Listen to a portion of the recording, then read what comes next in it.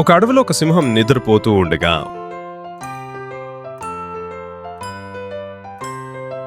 ఒక చిన్న ఎలుక దాని మీద పరిగెత్తింది.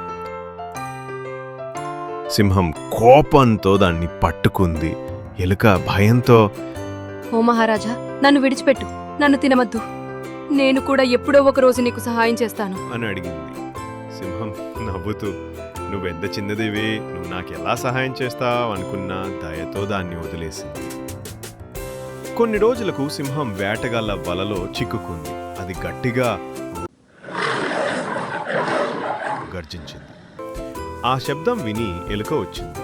తన పదునైన పళ్లతో వల కుట్టి సింహాన్ని విడిపించింది. సింహం ఆశ్చర్యపడి, చిన్నవాడైనా పెద్ద సహాయం చేయగలడని ఇప్పుడు తెలుసుకున్నాను అని చెప్పింది. ఈ కథ యొక్క నీతి ఏమిటంటే, చిన్నవాడైనా తక్కువగా చూడకూడదు. ఎప్పుడైనా సహాయం అవసరం పడవచ్చు.